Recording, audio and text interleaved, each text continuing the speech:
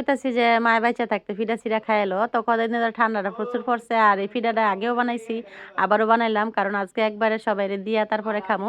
আর গ্রাম দেশের এই একটা জিনিস কি ফিডা সিরা বানাইলে একটা জিনিস তো কইতাছি যে ঠান্ডার মধ্যে ফিডা সিরা না খাওয়াইলে কেমনে? তো যাই হোক পোলাপান যদ্দুরি বানাই পরিস্থিতি করি সবকিছুর লগে। তো আজকেও ফিডা বানাইলাম সবাইরে দিয়া আমি খামু দেখে। এদিকে দুধ জাল দিয়া লইছি, গরম দুধই দিয়া লইছি গুড়ির মধ্যে। কারণ আমার শুকনা গুড়ি।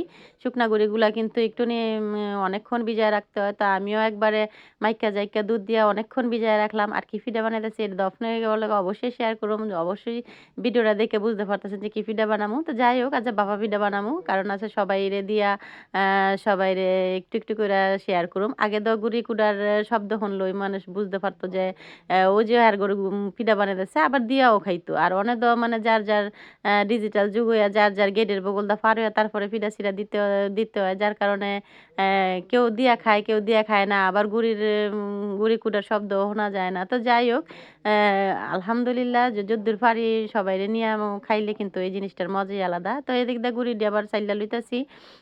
বাহা পিঠা যেহেতু বানাবো আর আজকে একটু তাড়াতাড়ি বয়ে পড়েছি। কারণ অনেকগুলা পিঠা বানাইতে হইব আর সবাইরে দিয়া মিয়া তারপরে করতে হইব। তো আজকে কইছি যে কয়েক পল্লায় বানামু। কারণ জামাইরা আইলে তো রাইতে ঠান্ডা, ঠান্ডা পিঠা খায়। আর যেহেতু রাইতে বানাই জানেন কারণ হইলো আগে কিন্তু একবারে এত কাকডাকা ভোরে বানাইতো যে একবারে কুয়াশা ছিল চারিদিকে। আর এই কুয়াশার মধ্যে কিন্তু এই একবারে ফজরের আজানের পরেতে পিঠা বানানো শুরু হইতো। আর সবাই খাওয়া-দাওয়া করতো। অন্যদের এই যুগ নাই। কইলাম ওদের সবকিছুতে ডিজিটাল যুগ। যার কারণে সকালবেলা কেউ খায়, কেউ খায় না। যার কারণে রাইতেই সবকিছু করছি যে ২ টা একটা খাইয়া যায় খাওনের খাইবো। তা আসলে কিন্তু জামাই খায় নাই। কারণ জামাই এই পিঠাটা খাইতে পারে না। খুব কম খাইতে পারে। কারণ হ্যার গ্যাসের সমস্যা হয়।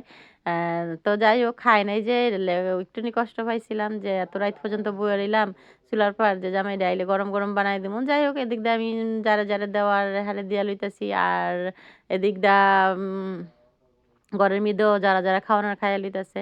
তো যাই হোক এদিক দিয়ে আবার দুধ দিয়া মাখার পরে আবার গুঁড়া দুধটা দিলাম। কারণ এইটা আমার বলতে পারেন যে এটা আমার নিজস্ব স্টাইল যে আমি নিজস্বভাবে এই জিনিসটা কইরা থাকি। খাইতে কিন্তু পিঠাগুলা খুবই মজা লাগে। তো অনেকেই অনেকভাবে বানান।